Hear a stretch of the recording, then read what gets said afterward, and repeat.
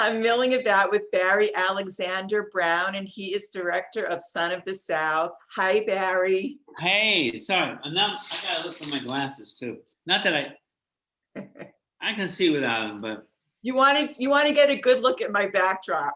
oh, I know what your backdrop is. I shot in front of that building. It's actually in the film. Yes, yes. And didn't you shoot a lot of this on location in Montgomery? Well, we shot all of it in Montgomery, quite frankly. And I mean, so everything that's supposed to be Montgomery is in fact Montgomery. Yeah. And many of the things were actually where the events actually took place. The Greyhound bus depot was the Greyhound bus depot that bus pulled into, and where everybody got beaten up. The First Baptist Church, Ralph Abernathy's church is Ralph Abernathy's church. It is the Brick-a-Day Church. We didn't shoot at Huntington College. We shot at Tuskegee University. Okay. Huntington was uncomfortable about having this on the campus. Oh, really? Why is that? I don't know. Maybe they just thought it was going to be just having a film company there, which is going to be too disruptive. Huh. I think that they are. I think that they're proud of Bob Zellner. And so just finally, Tuskegee was much more opening. They welcomed us with open arms. Well, how sobering was it, Barry, to actually visit those locations where things actually happened? Did you feel this like spirit in the air at all? Well, for me, yes. I mean, I'm from Montgomery, Oh. And so I knew all these places from a lot from before. I had been in the First Baptist Church, but maybe only once before. You drive down Court Street, you go by the Greyhound bus depot all the time. The Moore building across the street, where Clifford Durr's office was. I mean, I had never been in that. And if you go into the Moore building doesn't look like it's from 1961 interior. It looks like it's from 1948. That's the year it looks like it's from. Wow. It's like it's great, and it was just nice to be able to shoot right there, because Clifford Durr and Virginia Durr could look down onto the riot, and see what was going on. So to be able to be in that building and do the same shots was just fantastic, and like Virginia and Clifford Durr's house, we didn't shoot in the house that they really lived in, but we shot 2 blocks away. So it's always very important to me to be able to at least dealing with Montgomery, to try and deal with it as close to the way it really was. Yeah, and of course, you wrote the screenplay based on the book, The Wrong Side of Murder Creek, which was written by Bob Zellner and Constance Curry, who were both involved in this very important movement. Yeah. So they're still alive. They're still with us today. Constance died last year. Oh, okay. So did you get an opportunity to meet with them? Well, Bob, I've known Bob since, I don't know, 83 or 84, something like that. And I see Bob all the time. Okay. Constance, I met once. But this is really Bob's story. Oh yeah. I mean, yes, technically the film is based on the book.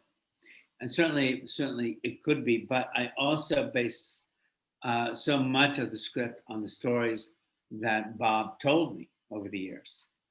As a matter of fact, when he was finishing up the book and he showed me the galleys of the book, I told him, listen, Bob, you're missing the Freedom Riders when they come to Montgomery. He goes, no, that's not true. That's not true. I said, look at it, man. There's nothing there. I don't know how that happened. I think that they wrote something, and somehow, who knows how, and what they thought was the final, galleys of the book, it just it was that chapter wasn't there, and so, but it is now. It is now. It's not like he said, "Well, that's okay. I don't need it." No, you really need that chapter. Yeah. So being that you were actually there, what is your involvement in the civil rights movement? I was too young, Okay. really. I Family mean, involved at all? my family? Yeah. No. No.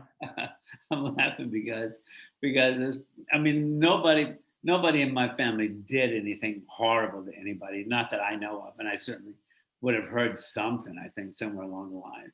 No, it wasn't like that, but I It don't could have been a peaceful thing, didn't I don't think there necessarily. was anybody that was sympathetic with the civil rights movement in my family. My Mm. father probably to some extent, um, but on the whole, in my family was not sympathetic to the civil rights movement. Interesting. So it's But very that's very typical um, white Southern family. You know, So it's interesting that you wanted to tell this story. I mean, you've been working with Spike Lee forever, whatever. and then now he's turned the reins over to you to direct. Why this? Well, I mean, listen, by the time you're about 15, at least for me, it was around 15, you start to question, is this right? Is this right? Is this what's right and what's wrong here? I mean, I grew up a Southern Baptist. You're raised with a certain idea of right and wrong. You certainly as an American, you're told that all citizens have inalienable rights, right? And I think somewhere around the time I was 15, I started thinking, well, wait a second. Do they have inalienable rights? What's right and what's wrong here? You know? Yeah. And so, I started questioning it and thinking, wait a second, there's some very wrong things going on here. And don't tell me that this is part of Christianity, because there's no part of this is part of racism and that kind of repression that's part of Christianity. They're just not, you know? Absolutely. Don't justify it. There is not. Yeah. Um, it's so weird. We couldn't have planned it any better, but today, February 4th, is Rosa Parks' birthday. Yeah, happy birthday. Yeah, that's great. Isn't that Yeah, crazy? amazing. Amazing. We've come so far. And Yeah, not. yeah, and not. Yeah. Yeah. Yeah. I'm going to talk a little bit about your background. That Michael Jackson poster with the mask on Oh, it. I'm in the editing room at the moment at 40 Acres because Spike and I are working together again, and this is the Michael Jackson room, which is my editing room, and Spike and I worked with Michael and did a few documentaries about him, and so you know, and so. So you have a wing dedicated to Michael Jackson. Got a room. Yeah. Very, very cool. So I want to talk to you about some of the casting in Son of the South. Of course, Lucas Till is playing Bob Zellner. Yeah. What was it about him that attracted you to play the role? Well, for one thing, Lucas is a Southerner, and I really wanted to make this film as Southern as possible. I mean, I wasn't going to limit it to only Southern actors. But if I could get, a great Southern actor to play a role, that was going to be my preference. And Lucas is from Marietta, Georgia. And, he could capture that accent and he could capture that attitude. And sometimes he would just say, he would do improvs, that would make me laugh because they was just so Southern, at one point, and discovering how small, SNCC was because the whole organization could fit into one briefcase. He says, good night, and I was behind the monitor, and that made me laugh because it's, you know, I mean, it sounded like my grandfather. He said he got it from his grandfather. You know, it's just, you know, I mean, somebody like that, you don't have to talk too much about, you know, making this real. And he knows he's grew up in it. He can make it real. He can make it real. You know, Yeah. and so many of the other actors were like that. You know, a lot of the supporting cast is from the South. There's a lot of supporting cast right out of Alabama, actually. You know, Did you use a lot of extras from the area? all of our extras are from the area, all of them. As a matter of fact, you know, in the Freedom Riders riot, right? Um, I mean, those people, I mean, a lot of the African American Freedom Riders, they were from um, Alabama State University. And the other and the white riders were all from Montgomery, and you know, um, there was between what after one of the takes, I remember they always going crazy. You know, you know, they would all kind of, you say cut, and they all kind of gather together and look back at me as I walk over to them. I remember saying after one take is, "Y'all are just awful. Y'all are just awful, awful people." You know, everybody laughed. You know, but there's another one in which my niece is in that scene, and she's beating up this black girl, right? And then my son, who was also the second unit director on the film, took a photo of them between takes, and they got their arms around each other and they're smiling, you know, trying to cast my family in it as much as possible. In the church, there are two, I say like state troopers on the balcony um, recording Ralph Abernathy. You saw the film? Of course. You remember that scene? Yes. Well, those are my nephews. Oh, fun. Yeah. Very fun. And one of them is a state trooper, actually. Wow. Are they Cedric the Entertainer fans? Were they thrilled to work I with? think so. Yeah. You know, and the other one who's not a state trooper, but now is in the uniform. He actually walked up on my sister, and he had the hat on and everything, and she didn't recognize him. You know, and he said, "All right, you can't park it. Come on, let's go." And she, what? And so it was him. So yeah, I was putting my family in from Alabama, and you know, That's great. So it must have been very cool for you to have your family around you when it was so it must have been very sobering, I guess, having them there. nice. I mean, it's nice. It's nice. I mean, shooting a film where you feel very comfortable, and in a town that you know very, very well. You know, it's not like, I think other people that might come from other places and come to Montgomery to shoot, they must have a very different sense of being there and shooting a movie there. You know, on some level, maybe they even think of it as sort of exotic. You know, um, and I just thought of it as Montgomery. It's Montgomery. You know, Interesting. What about this scene where everybody's crossing the bridge? How difficult was that to shoot?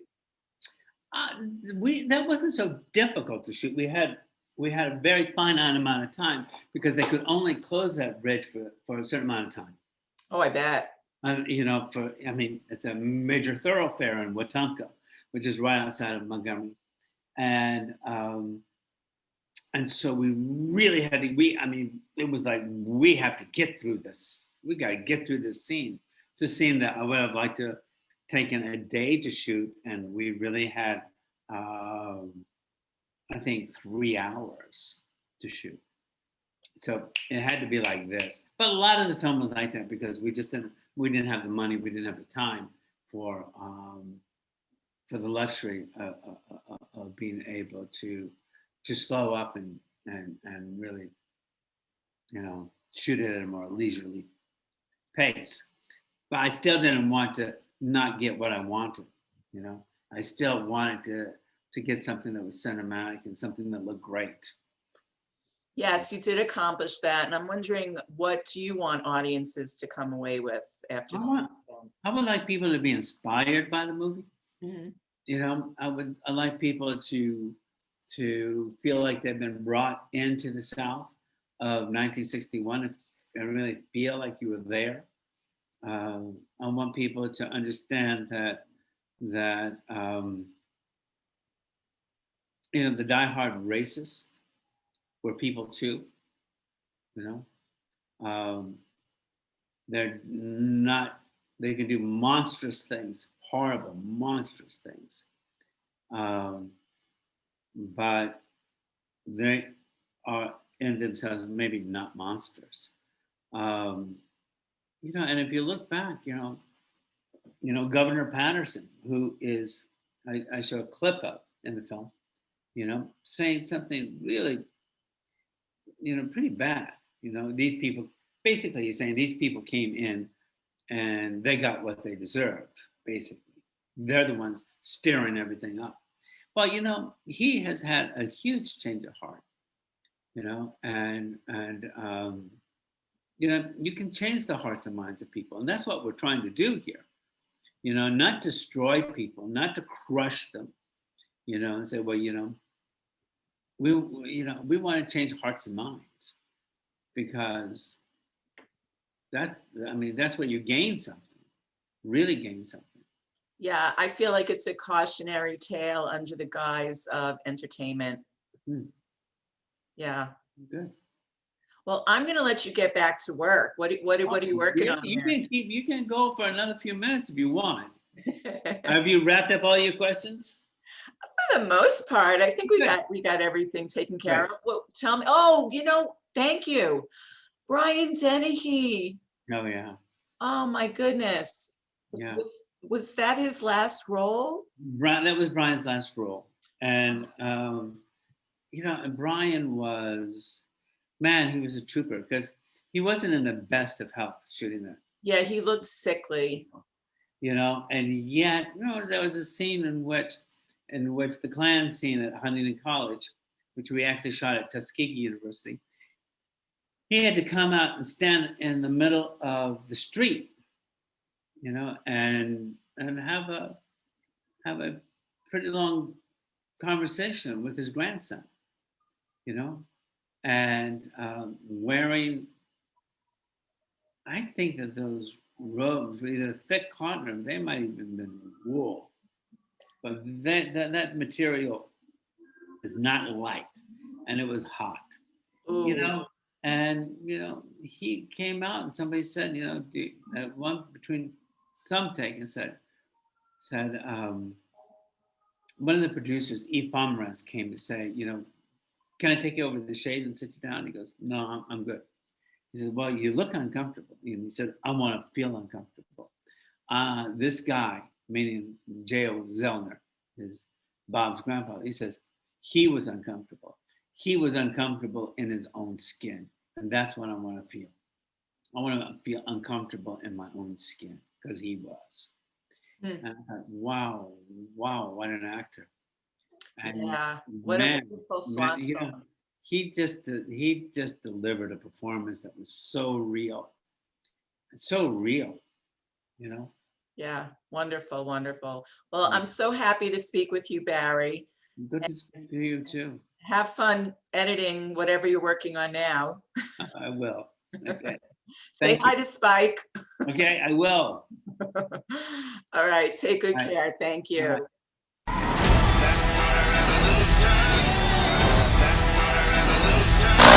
Always news. Always refreshing. Always candid. Always milling about. Robin Milling delivers what celebrities are saying to you.